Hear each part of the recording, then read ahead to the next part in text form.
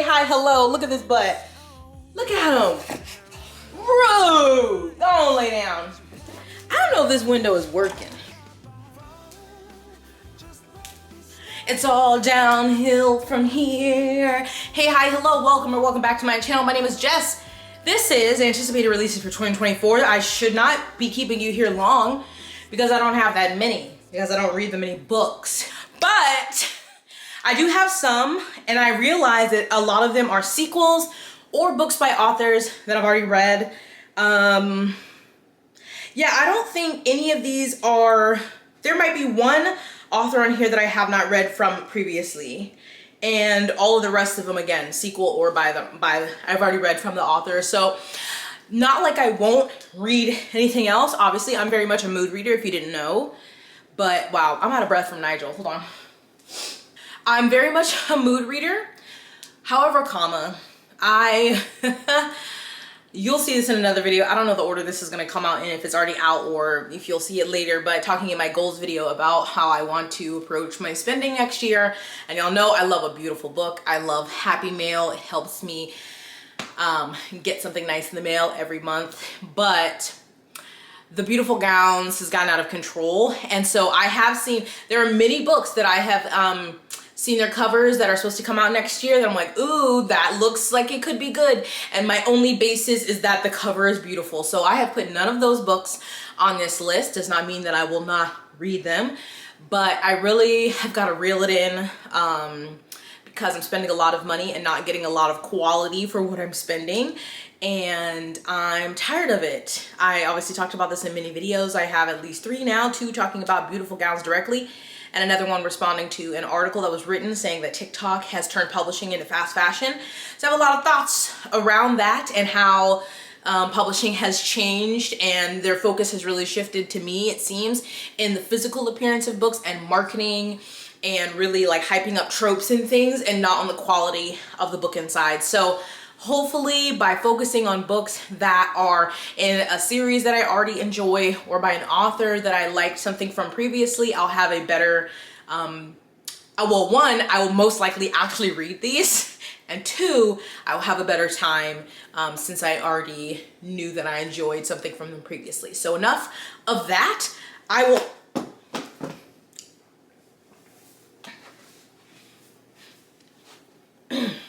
Okay. I am sober. I am sober. I could not be bothered to put these in publication order. I did write the dates beside them, so I'll put them on the screen at least, but they're not in order. I'm so sorry. I'm not sorry. I'm just too lazy for that. So again, we don't have many, so let's go ahead and get into it. First, the first 2, I do not have confirmation if they are coming out next year, and if they are, when the date, but hopefully we will be getting the 3rd Amari and the Night Brothers book. Have I read the 2nd one? Shut up. Stop asking questions. No. But I fucking love the first one. If you've been here for a while, you know. And then I didn't read the 2nd one because people were telling me how it ended, like cliffhanger, or they were stressed out. And I was like, no, I can't handle it. I did buy multiple copies though, so I supported cousin BB. Always. So hopefully we get a 3rd one so that I can reread the first one, read the 2nd one, and read the 3rd one. I'm really hoping we get that, and I'm just really excited to see how the series finishes up, because I'm pretty sure it's just a trilogy, and then what Cousin BB does next. So fingers crossed for Amari and the Night Brothers. If you don't know, that's a middle grade fantasy. Amari finds out that her brother goes missing, and in her pursuit to find him, she finds out that they have magic, and she goes to like a magical summer camp. And it's very fun. I loved it, well written, thought it was great pacing, and love the twists and turns. And so I'm just very stressed to read the next one without having the 3rd one out yet. So I've been waiting, but I'm very excited and hope we get that next year. Next, hopefully we get The Adventures of Amina Al-Sarafi #2, because I'm pretty sure this is a trilogy. Actually, I don't even know. Maybe I'm just making that up, but there's no way. There's no way with that ending that this was a standalone book. Let's pull up Ratchet Reads. Goodreads, that's what Amina Al-Sarafi. Okay, Adventures of Amina. See, it says #1. So, okay, and there's an untitled #2 and an untitled #3. However, The Untitled number 3 says published 2024, and then there's no date for number 2, so I'm like, no, that can't be right. So I'm hoping the second one comes out in 2024. I loved the first one. It is by Shannon Chakraborty, the author of the Daevabad trilogy, starting with The City of Brass, which was amazing. So The Adventures of Mina Sarafi, again, we have a Muslim main character, but she's older. I don't know if she's in her late 30s or 40s, but she's a retired pirate, but she gets pulled back into that life, has to get her crew back together for a mission, and I fucking, you know I love a found family, ragtag group pulled into some mischief together. One of my favorite tropes ever. And of course, since it's Shannon, writing impeccable, I loved it. The twists and turns, I was already like, okay. And since I've read a lot of fantasy, I have an idea where this is going. And then Shannon said, you thought, and she, flipped that on his head, and I was like, oh! So there has to be, obviously, there's follow-ups, and I just, I need it next year. Fingers crossed. But again, no date, no title. Oh God. Okay, moving on. So this one is a bit controversial now. Not controversial. Not like the book is controversial, but for me. So Mirrored Heavens, which is the 3rd book in the Between Earth and Sky trilogy by Rebecca Roanhurst. First book was Black Sun, which I loved. The second book was, I don't even know what it was called. Feared Star. It was all right. Too much Narampa. And then we have the finale, which I don't know if it got pushed back or if it was just originally scheduled to come out in 2024. Oh my God, this has 608 pages. Oh Jesus. Oh Jesus. But I loved Black Mirror. Black Sun. So this is set in pre-Columbian Americas, and I have not read, I don't know, any or very few books set in like this time and place in the world. And I loved how Black Sun is really like a countdown kind of book. Like, you know, at the beginning, you learn about this thing, and then we're basically on a journey with people as they get there physically, and like we're against the clock. And I loved that. And then in the second one, we just had some different POVs that I was like, girl, I don't care. And it was really a setup book for the third one.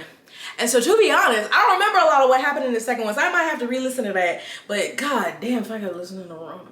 Anyway, so the third one, Mirrored Heavens, will be coming out next year. I'm very interested to see how this ends. Yeah, I don't even know how to explain it. You should know what Black Sun is. Go look it up yourself. Another sequel. Are we surprised? Heavenly Tyrant. By, I can never pronounce the fucking Zirin J. Zhao. I'm gonna work on it. The first one was Iron Widow. So this got pushed back because the author was very upfront about, you know, their advances being small and them having to do other work so they could live. And they wrote a middle grade book, and anyway, push this one back to 2024. But I loved Iron Widow. I usually have a better time with young adult sci-fi, which this is, and it's like female rage. I'm like rage against the, you know, the patriarchy, and I can't even really explain what what Iron Widow is about. But basically you have, it's like the women have to get married, or they have to become these, like a, what do they call them? I want to call it a succubus, but I don't think that's what it is. A concubine pilot. Like, they're basically, they're used, like their life force is used to pilot these big, what I envision as big like transformer things. And our main character is like, no. And yeah, it's good. So I hope that was a really great description for you. I don't know if this is supposed to be a duology. Goodreads right now just says 2 primary works, but you know, Goodreads has 1 employee, so that's not very reliable. But yes, Heavenly Tyrant will finally be getting next year, next April. Very excited. I need to read this author's middle grade. I own it. It's just sitting there on my shelf, but very excited about that one. Okay, this is the first standalone one on this list, but it is by an author I've read 2 books by S.T. Gibson. So this one is Evocation. I've read A Dowry of Blood. which I loved. And then I read an arc of the follow-up to that, which it's not follow-up. I don't know why it's called A Dowry of Blood Part 2. It's not related. Unless I got it wrong and like I missed some connection, but it's called An Education in Malice, and I really did enjoy that one too. Not as much as A Dowry of Blood, but it says A Dowry of Blood #2. Maybe one of these. I don't know. Anyway, I enjoyed it, but I already read that one, so I guess that could be on this list. But this one is set at a college, and we have like this good Christian girl, and she goes to this, is it an all-women's college? And she, you know, maybe has some feelings for one of her female classmates. And then of course there is a professor that they're enamored with. They're in poetry with this like small cohort, and it gets a little, you know, there's some power imbalances, some improper relationships here, and if you read A Dowry of Blood, you know that like sensual, I feel like writing that S.T. Gibson has, I don't know if that's a good descriptor, but it was very much that same prose in this story, and overall I really enjoyed it. So, but they have another one coming out that's a standalone called Evocation, and this one is literally, I didn't read what it was about, it was just on the author alone. So it says, the devil knows your name. As a teen, David, I cannot pronounce the last name, was a psychic prodigy operating under the shadow of his oppressive occultist father. Now, years after his father's death and rapidly approaching his 30th birthday, he is content with the high-powered life he's curated as a Boston attorney, moonlighting as a powerful medium for the secret society. But with power comes a price, and the devil has come to collect on an ancestral deal. David's days are numbered, and death looms at his door. Ooh! Reluctantly, he reaches out to the only person he's ever trusted, his ex-boyfriend and secret society rival, Reese, for help. However, the only way to get to Reese is through his wife, Moira. Ooh, wee! See, that sounds good. So there was more. I'm not going to continue reading. They gave me enough. That was way more than I read about most books, so good for me. Anywho, based on the 2 books I read by S.T. Gibson before, I think I will love this. And then reading the description, I'm like, I hope that means polyamory. Okay, sorry. I just had a protein coffee, and it obviously is kicking in. So there we go. Then I think this is the only book on the list where I have not read anything by the author before, and that is A Tempest of Tea by Hafsa Faizal. This comes out in February. I surprisingly won the favor of the NetGalley gods, and I have an e-arc of this, so I plan to read that before it comes out. But Hafsa Faizal, what else? I'm trying to think. I know the original duology, and I don't know if they wrote anything beyond that. But We Hunt the Flame, and Refree the Stars, maybe is the second one, is the original duology published by this author. And I haven't read those, and I don't know if I would enjoy those. But A Tempest of Tea sounds real good. And I remember when this was announced that people were like, oh, so this is just another Six of Crows, as if there's only one heist story, and as if Six of Crows was the first one to do it. Anywho, it comes out in February, and this says, this is a new fantasy duology about an orphan girl and her crew who got tangled in a heist with vampires. Of course, it says, perfect for fans of Leigh Bardugo's Six of Crows. So, I did not know orphan girl and her crew get tangled in a heist with vampires. Okay, crew, found family. So already excited. And then with vampires, I'm not really gonna read any much about that because I don't care. I'm gonna read it. I already have the arc. I'm gonna read it, and I hope to love it. I'm gonna read it. Did I mention I'm gonna read it? I'm gonna read it. So there's that. But I haven't read anything, like I said, by the author. So hopefully this is great. I hope I love it.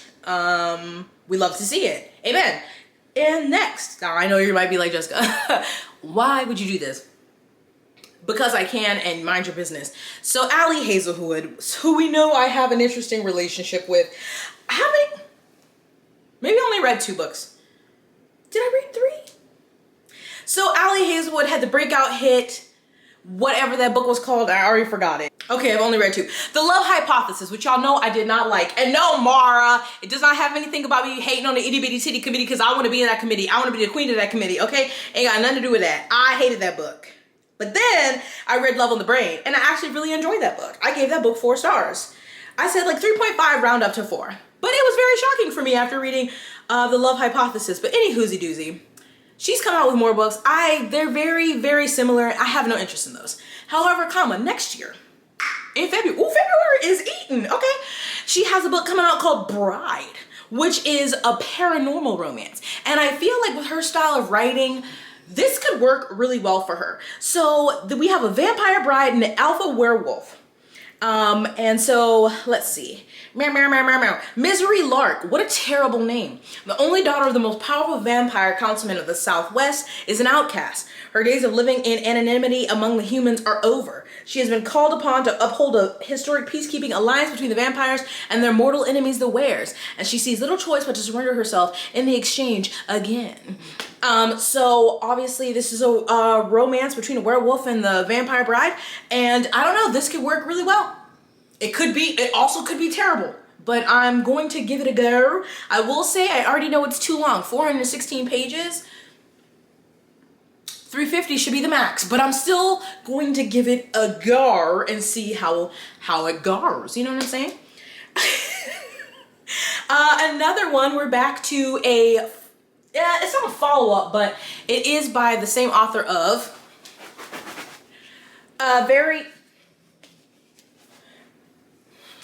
The Very Secret Society of Irregular Witches, Sangu Mandana, I believe. I love this edition, it's so pretty.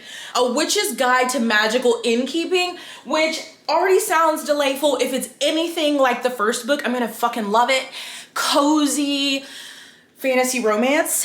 And so, I mean, what is it about? Let's see. A witch who has a second chance to get her magical powers and her life back on track.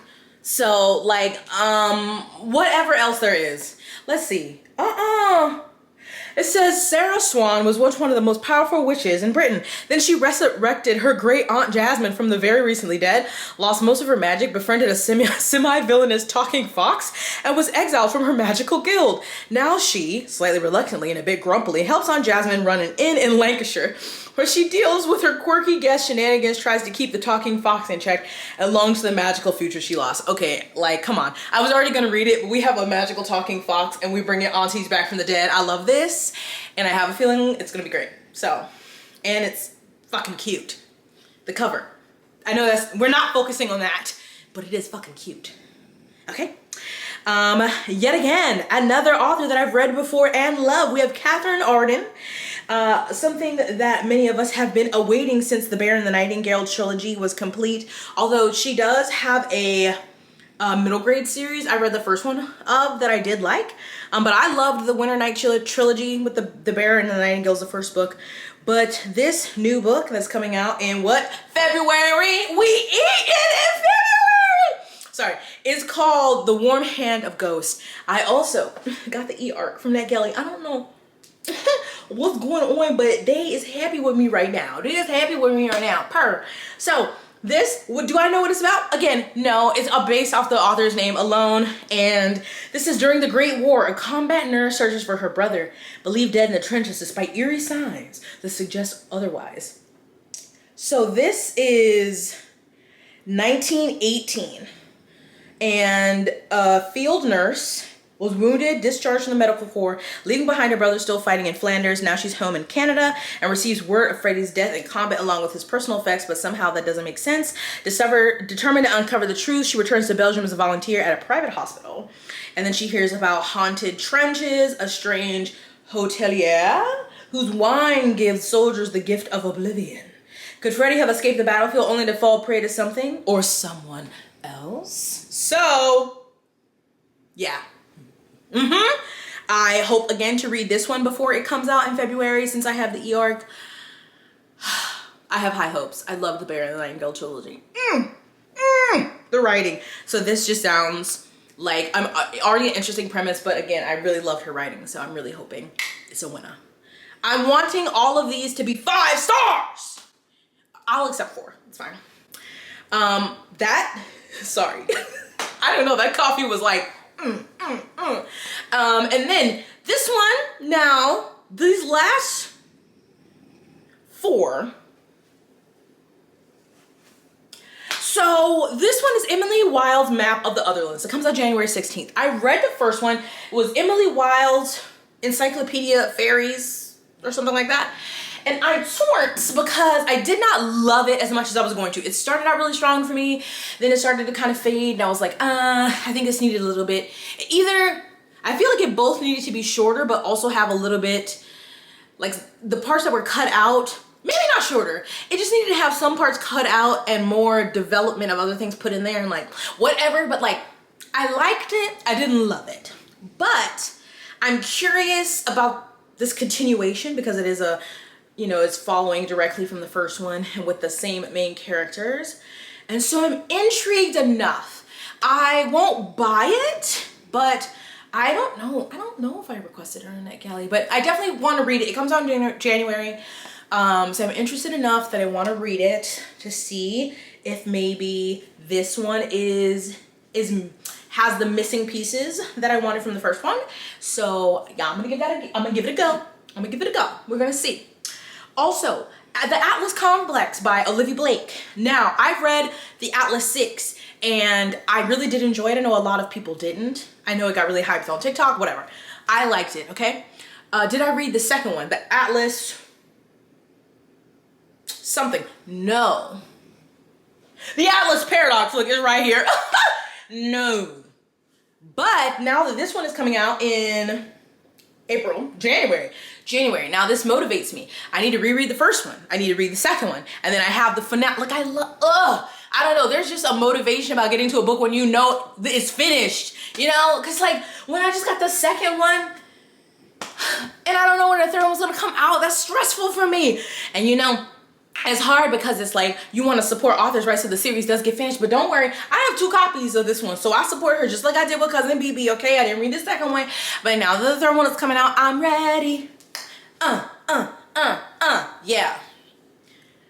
What is the Atlas 6 about? Go look it up. I don't know. I can't tell you. And this other one, this is the last one here. Now I done read many books by this author here, but I'm very worried because her writing has seemed to go downhill.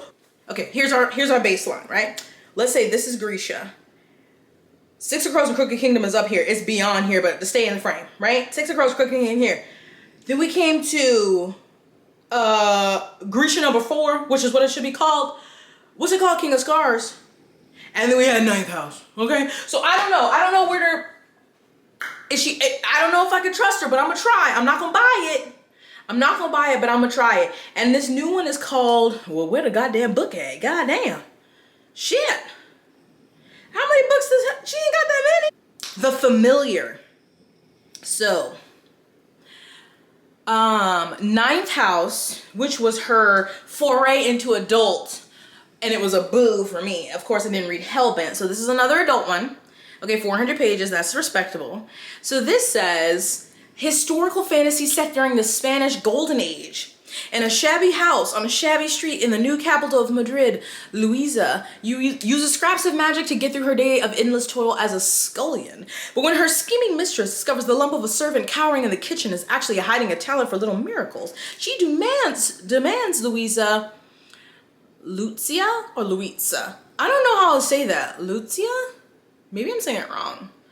Use those gifts to better the family's social position. So what begins as a simple amusement for the bored nobility takes a perilous turn when Lucia garners the notice of Antonio Perez, the disgraced secretary to Spain's king, still reeling from the defeat of the Mar. You know, I don't know. It could be good. It could be boring. It could be terrible. But I'm gonna give it a try. Okay, I'm intrigued by the cover.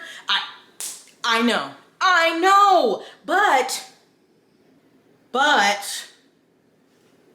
But that's all I got for you.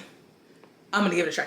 And then I do not keep up with nonfiction as well as I should, or at least new releases, and I have a lot of backlist to read. And also, Olive hasn't made her anticipated release videos yet from 2024, and that's who I really get all of my nonfiction TBR from. So the only one I had on the list was one that just popped up, and it was The Age of Magical Overthinking by Amanda Montell, who is the same author who wrote Cultish, which I didn't love. I thought there were parts that were interesting. And so the premise of this is basically like in our digital age and our access to all this information, like how that's kind of working, it's not in our favor. And like obviously overthinking and all of the different things that can come with that of having so much information at our fingertips. So that might be one I give a try. I really hope to get back into my nonfiction bag in 2024, but that took a lot longer than I thought it was going to. At first, I thought there were going to be 4 books on this list, and then I remembered all of these series that I was waiting for the next one in. So hopefully 2024 overall is a better reading year, a better year for publishing like new releases, because this year has not been it, girl. Also, Rebecca, what? Does Rebecca not have nothing coming? Hold on. There's nothing here. So I don't know if we're getting anything from Rebecca in 2024. But also, the majority of my list, if you notice, I think the latest date was June. So there is still time for more things to be released or revealed, especially for the latter half of the year. And honestly, I didn't do that much research because, again, I'm not looking for a lot of new titles. I'm looking for things I've already been reading, so series and authors, and so that's it. Anyway, but if you have books you're excited about that were not included here, of course, I would like to know about them, so tell me them below. And I think that's it. And if you can hear snoring, it's Nigel.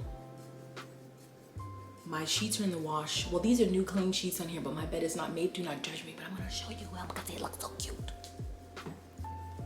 They're doing better, but he did scratch himself. Look how cute he is. Isn't he so cute? Oh, he heard me.